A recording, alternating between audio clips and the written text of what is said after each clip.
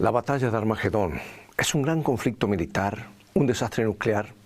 ¿Será provocada por el hambre, las enfermedades o por un asteroide que impacte sobre el planeta?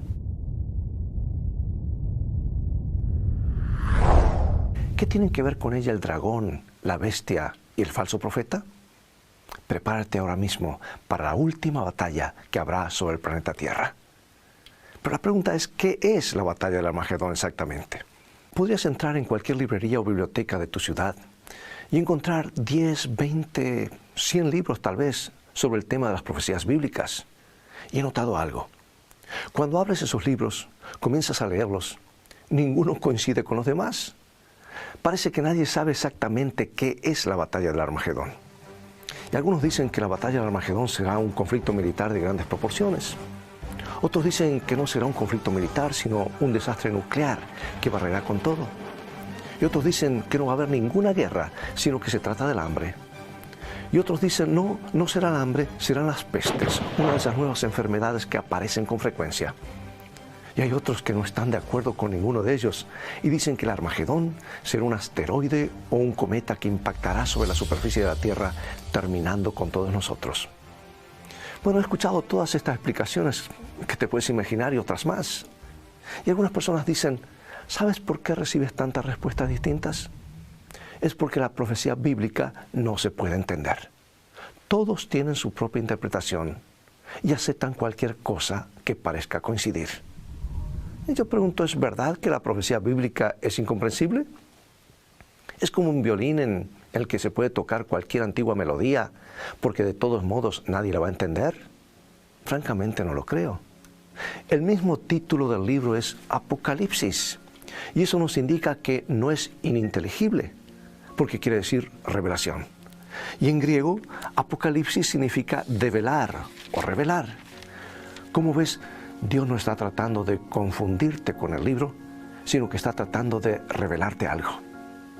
Un ángel se aparece a Juan y le dice en Apocalipsis 1:3, bienaventurado el que lee y los que oyen las palabras de esta profecía y guardan las cosas en ellas escritas, porque el tiempo está cerca. Es como si Dios dijese, escúchame, si lees el libro de Apocalipsis y guardas las palabras de este libro, voy a bendecirte. Se espera que lo entendamos. Por eso al final del libro, el ángel regresa a Juan y le dice, en Apocalipsis 22:10, y me dijo, no selles las palabras de la profecía de este libro, porque el tiempo está cerca. Eso me dice que no es un libro cerrado, sellado o clausurado para siempre. Entonces el gran interrogante es, ¿qué dice este libro sobre la batalla de Armagedón? Bueno, vamos a Apocalipsis capítulo 16, versículo 12 y 13. El sexto ángel derramó su copa sobre el gran río Éufrates, y el agua de éste se secó para que estuviese preparado el camino a los reyes del oriente. Y vi salir de la boca del dragón, y de la boca de la bestia, y de la boca del falso profeta, 3 espíritus inmundos a manera de ranas. Hagamos una pausa en este punto para destacar algo. La Biblia predice que en los últimos días habrá una falsa trinidad. Habrá 3 engaños espirituales universales que mantendrán al mundo bajo su poder. Ahora continuemos, versículos 14 y 15. Pues son espíritus de demonios que hacen señales y van a los reyes de la tierra en todo el mundo para reunirlos a la batalla de aquel gran día del Dios Todopoderoso. He aquí, yo vengo como ladrón. Bueno, detengámonos una vez más. Esta expresión ocurre unas pocas veces en la Biblia y siempre en referencia a la segunda venida de Jesús. Versículos 15 y 16. He aquí, yo vengo como ladrón, bienaventurado el que vela y guarda sus ropas para que no ande desnudo y vean su vergüenza. Y los reunió en un lugar que en hebreo se llama Armagedón. ¿Qué es lo que significa todo esto? Bien, déjame darte la llave que abre el libro de Apocalipsis de una forma como nunca lo has visto quizás. 2/3 partes del lenguaje de Apocalipsis aproximadamente están tomadas o citadas directamente de otras partes de la Biblia, del Antiguo Testamento. Y cuando encuentras algo que no entiendes, es muy posible que buscando el resto de la Biblia se encuentre la aclaración. Y eso se explica especialmente al libro de Daniel. Si hay algo que no entiendes en Apocalipsis, entonces ve al libro de Daniel y es muy probable que lo explique. Y lo contrario también es cierto. Si ves algo en Daniel que no entiendes, es muy posible que la explicación esté en Apocalipsis. Como ves, el estudio de la Biblia exige un poquito de trabajo y no todos están dispuestos a hacerlo. Y para poder entender realmente lo que lees, tienes que ponerlo dentro del contexto de la Biblia entera. Necesitas reunir toda la evidencia sobre un tema antes de arribar a una conclusión. Es como el armado de un rompecabezas, ¿verdad? Antes de ver la gran figura, el cuadro completo, tienes que reunir todas las pequeñas piezas y ponerlas en su lugar. Y solo cuando estén todas ubicadas podrás ver cómo es la imagen. ¿Por qué no hacemos lo mismo con este tema de la batalla del Armagedón? Bueno, estas son las cosas que ya sabemos. Número 1, implica un engaño espiritual universal. Hay reyes que vienen del oriente. Éufrates se secará. Y luego hace referencia a la segunda venida, cuando dice que Jesús vendrá como un ladrón. Entonces habla de ese lugar llamado Armagedón. Ahora bien, la palabra es una pista muy importante porque todo el libro de Apocalipsis fue escrito en griego. Pero Juan utiliza el hebreo en una sola palabra y dice que Dios reúne a todo el mundo en ese lugar que se llama Armagedón. ¿Y qué significa esta palabra exactamente? Bien, en realidad se trata de dos palabras, Har, Megidón, y significa la montaña o el monte de Megido. Megido en realidad es un pequeño valle que se encuentra en Palestina. Tiene apenas 30 kilómetros de punta a punta, un lugar muy pequeño. Y en la antigüedad era un cruce de caminos y desde allí se podían tomar el camino hacia el norte, del norte hacia Europa, del este hacia Persia o del sur hacia África. Todos los caminos del mundo antiguo se juntaban en ese valle.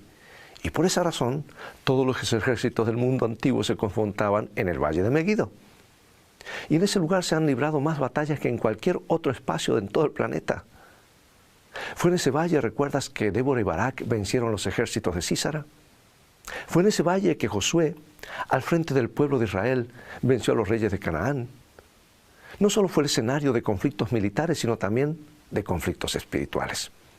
Porque fue en ese mismo valle, en el lado oriental, en un lugar llamado Endor, que el rey Saúl consultó una medium espiritista para recibir consejos y perdió todo lo que tenía y aún su vida. Y fue también junto a ese valle donde Elías consultó o confrontó a los sacerdotes de Baal. ¿Y cómo los confrontó? Fue el monte Carmelo. Se han librado muchas batallas en Megido, en toda esa área, tanto batallas literales como batallas espirituales. Entonces la pregunta es, ¿por qué Dios menciona ese valle en la profecía de Armagedón? ¿Qué es lo que está tratando de decirnos? Bueno, para obtener la respuesta quiero invitarte a viajar con la imaginación a la ciudad de Babilonia 2500 años atrás, cuando era el centro del mundo antiguo. Y mientras estamos parados fuera de esa maravillosa ciudad, escuchamos voces y sonidos típicos de una fiesta, una orgía alcohólica que proviene del interior. En la ciudad de Babilonia se está desarrollando una fiesta. Pero lo más extraño es que fuera de la ciudad hay un ejército en pie de guerra y nadie parece saberlo en el interior. Lo que nos proporciona una clave importante para entender la batalla de Armagedón. Y así es como lo relata la Biblia, el libro de Daniel, capítulo 5, versículos 1 y 2. El rey Belsasar hizo un gran banquete a 1000 de sus príncipes y en presencia de los 1000 bebía vino.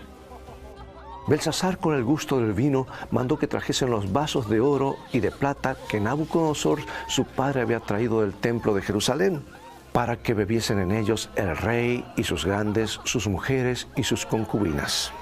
En el interior de la ciudad, sabían que el ejército persa estaba a las puertas. Sabían que había un intento de tomar la ciudad de Babilonia. Pero el rey dijo, ¿conquistar Babilonia? Eso no es posible. Nuestros muros son tan altos que ningún ejército podrá traspasarlos.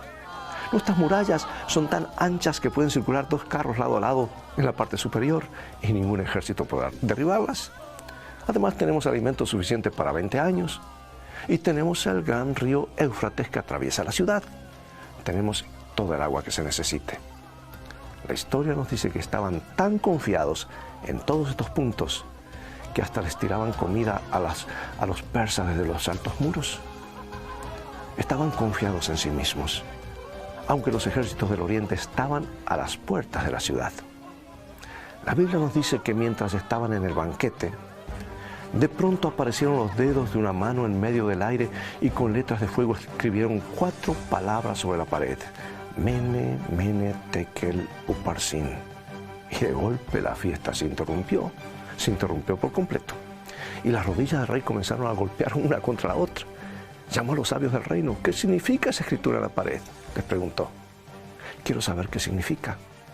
Ninguno de los sabios pudo interpretarla. Pero la reina recordó: hay alguien que solía interpretar este tipo de cosas, se llama Daniel. Entonces enviaron a buscar a Daniel, quien vino y leyó la escritura para el rey. El rey le dijo: en la pared dice, contó Dios tu reino y le ha puesto fin. Pesado has sido en balanza y fuiste hallado falto. Tu reino ha sido roto y dado a los medos y los persas. Belsasar confiaba en que nada iba a sucederle. Estaba tan confiado que había tomado los vasos sagrados del templo de Jerusalén y los estaba usando en una fiesta blasfema. Pero en ese momento comprendió que Dios era real. Ciro, el general persa, sabía que las murallas eran demasiado altas y anchas como para intentar algo, pero se preguntó si no podía pasar por debajo de ellas. Entonces fue río arriba y cavó 180 canales a ambos lados del río Éufrates. Y cuando el agua comenzó a disminuir su caudal, se generó bajo los muros un virtual camino de ingreso a la ciudad. Y el único obstáculo que aún quedaba era una serie de compuertas que bloqueaban el paso.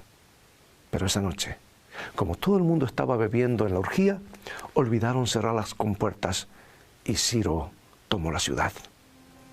Ahora bien, esto es sensacional. En el libro de Isaías, más de 100 años antes del nacimiento de Ciro, la Biblia decía que eso iba a suceder. Isaías capítulo 44, 27 y 28, que dice: a las profundidades secaos y tus ríos haré secar. Ahora, esto es sorprendente, escucha. Dios llamó a Ciro por su nombre 100 años antes que naciera. ¿Qué dice de Ciro? Es mi pastor y cumplirá todo lo que yo quiero. Al decir a Jerusalén serás edificada y al templo serás fundado. Así dice Jehová a su ungido, a Ciro, al cual yo tomé por su mano derecha para sujetar naciones delante de él y desatar los lomos de reyes, para abrir delante de él puertas, y las puertas no se cerrarán. Había sido profetizado en detalle más de 100 años antes que Ciro naciera. Ahora, analicemos un poco esta historia porque es la clave para entender la batalla de Armagedón. Porque en esta historia el río Éufrates se seca para que Ciro pueda pasar por debajo de las murallas. En esta historia los reyes de Oriente avanzaron sobre la ciudad. Y en la Biblia se llama a Ciro al ungido de Dios. Ahora, la palabra que se usa en hebreo es Mesías, para ungido, ¿verdad? Y después de la caída de Babilonia, los persas permitieron que Israel regresara a la tierra prometida. Y el pueblo de Dios volvió a su hogar. Y esto es importante para entender tanto la batalla de Armagedón como la segunda venida de Cristo.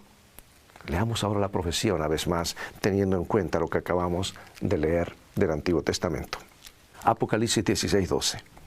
El sexto ángel derramó su copa sobre el gran río Éufrates, y el agua de éste se secó para que estuviese preparado el camino a los reyes del oriente. Y cuando Juan escribió esta profecía, retrocedió a 500 años antes de su época a la caída de Babilonia que acabamos de leer. Nos decía, si quieres entender algo acerca de la aparición de Cristo, ve atrás en el tiempo y contempla la caída de Babilonia. Y esta profecía nos cuenta cómo Dios vencerá a la Babilonia espiritual en los últimos días para poder llevar a su pueblo a la tierra prometida cuando Jesús regrese. Jesús lo dijo en su sermón profético, que Él es el Rey que viene del Oriente. Dijo, porque como el relámpago, ¿recuerdas? Que sale del Oriente y se muestra hasta el Occidente, así será también la venida del Hijo del Hombre. Y la Biblia dice que cuando Jesús venga, conquistará a la Babilonia espiritual. Y unos pocos versículos más adelante, Juan dice lo siguiente, Apocalipsis 16, 19. Y la gran ciudad fue dividida en 3 partes, y las ciudades de las naciones cayeron. Y la gran Babilonia vino en memoria delante de Dios para darle el cáliz del vino del ardor de su ira. La batalla de Armagedón es primariamente un conflicto espiritual. Y Juan nos está diciendo, vayan y busquen en la historia. Hubo un pueblo de Israel literal y una ciudad de Babilonia literal. Dios hizo que Babilonia cayera para que Israel pudiera ir a la tierra prometida. Y en los últimos días habrá una Babilonia espiritual que también caerá y el pueblo de Dios regresará a la tierra prometida. Me refiero a la tierra celestial. Pero no solo habrá una Babilonia espiritual, también habrá un Israel espiritual, ¿verdad? Porque en Gálatas capítulo 3 dice que todo el que está en Cristo es simiente de Abraham. Y ese es el pueblo de Dios que Dios llevará a lugar después de la caída de Babilonia espiritual. Pero te preguntarás, ¿por qué el valle de Megido? ¿Por qué Megido? Bien, porque la montaña principal que está cerca de Megido es el monte Carmelo. ¿Y sabes lo que ocurrió allí? Fue donde Elías se enfrentó a los profetas de Baal. Él se paró sobre esa montaña y les hizo un llamado al pueblo que una vez había servido a Dios, pero que se había apartado de él. Volved, les dijo, volved antes que sea demasiado tarde. Y la Biblia registra esto, registra ese mensaje en Primero de Reyes, capítulo 18, versículo 21. Y acercándose Elías a todo el pueblo, dijo, ¿hasta cuándo claudicaréis vosotros entre 2 pensamientos? Si Jehová es Dios, seguidle, y si Baal, id en pos de él. Y el pueblo no respondió palabra. Amigos, la cuestión de Armagedón, en Armagedón es espiritual. Tristemente, nos hemos quedado atrapados por un pequeño territorio geográfico y hemos perdido el fondo de la cuestión. El conflicto no es un conflicto militar, es una contienda espiritual. La Biblia dice que Dios llamará a toda la raza humana al monte de Megido. Y el mensaje en ese monte es, ¿hasta cuándo claudicaréis vosotros entre 2 pensamientos? Si Jehová es Dios, seguidle. En otras palabras, sal de Babilonia. ¿Te suena esto conocido? El segundo mensaje que Dios da de los últimos 3 antes de su regreso. Y la Biblia dice que la batalla de Armagedón termina cuando Jesús regresa. Mira, Apocalipsis 19, 11 al 14. Entonces vi el cielo abierto, y he aquí un caballo blanco, y el que lo montaba se llamaba Fiel y Verdadero, y con justicia juzga y pelea. Sus ojos eran como llama de fuego, y había en su cabeza muchas diademas, y tenía un nombre escrito que ninguno conocía sino él mismo. Estaba vestido de una ropa teñida en sangre, y su nombre es el Verbo de Dios. Y los ejércitos celestiales, vestidos de lino finísimo, blanco y limpio, le seguían en caballos blancos. Dios ahora reúne a todo el mundo en la montaña de la decisión y dice, ¿hasta cuándo vas a estar detenido? Ya casi se termina el tiempo. Jesús está regresando. ¿Por qué no eliges el reino de los cielos? ¿Por qué no eliges a un Dios que te ha amado tanto que dio su vida por ti? Yo quiero finalizar con esta historia. Un reportero, periodista, estaba en la ciudad de Chicago, alojándose en el piso 18º de un hotel. Cierta tarde, mientras trabajaba en su habitación, escuchó una tremenda batahola en el corredor. Asomó su cabeza y escuchó que la gente gritaba, ¡fuego, fuego! Entonces cerró la puerta, tomó una toalla, la humedeció y la colocó bajo la luz de la puerta. Luego llamó a su editor y le dijo, no vas a creer esto, estoy en el piso 18 en un hotel que se está incendiando. Es lo más maravilloso que me ha ocurrido. Voy a saber qué se siente al estar en un hotel en llamas y tendrás una historia para publicar, una buena historia. El editor le dijo, eres un imbécil, sal inmediatamente de ese hotel. No vas a convencerme, le respondió, me voy a quedar hasta el último momento y voy a salir ileso porque tengo un plan de escape. Entonces se sentó y comenzó a informar por teléfono lo que sentía al escuchar los ruidos en el corredor, mientras gente gritaba en pánico tratando de escapar. Informó lo que sentía al percibir el calor de la puerta de la habitación, informó lo que sentía al percibir el olor a humo, hasta que llegó el momento de escapar. Colgó el teléfono, abrió la puerta, se puso en 4 patas y gateó hasta la escalera de incendios, pero descubrió que estaba bloqueada, no tenía escapatoria. Volvió gateando hasta la habitación, cerró la puerta. Volvió a poner la toalla húmeda, fue hasta la ventana, la abrió y miró hacia donde estaban los bomberos. ¡Socorro!, gritó. Los bomberos miraron hacia arriba. No podían creer que todavía quedara alguien allí cuando todo el mundo había tenido tiempo suficiente para salir. Miraron hacia arriba y gritaron: «No tenemos una escalera que llegue tan alto, vas a tener que saltar». El reportero se paró sobre la cornisa, se sostuvo de los bordes de la ventana con ambos brazos y cerró los ojos. Dio una inspiración profunda, calculó el lugar donde estaba la red y saltó. Al rato nos cuenta que no cayó sobre la red. Amigo, amiga, el conflicto de los últimos días será un conflicto espiritual. Tienes todo el tiempo del mundo para escapar ahora. ¿Qué es lo que te impide confiarle tu futuro a Jesús en este mismo momento? Jesús nos comparó a granos de trigo. Para el grano hay dos lluvias que son vitales: la temprana y la tardía. La lluvia temprana hace germinar la semilla, la planta nace y al final la lluvia tardía llena los granos en la espiga antes de la cosecha. Así también a la Iglesia cristiana Dios le da estas dos lluvias del Espíritu Santo. La lluvia temprana del Pentecostés en el siglo I hizo nacer la Iglesia. Y al final, la lluvia tardía la completará justo antes de la cosecha. Como dice el profeta, Él vendrá a nosotros como la lluvia tardía y temprana a la tierra. Y derramaré mi espíritu sobre cada creyente, derramaré mi espíritu en aquellos días. En la tormenta perfecta, la Biblia anuncia esta lluvia de milagros y poder. Es una promesa. El poder sobrenatural que cambiará el mundo debe primero impactar tu vida. El derramamiento del Espíritu Santo. Pidamos la lluvia tardía.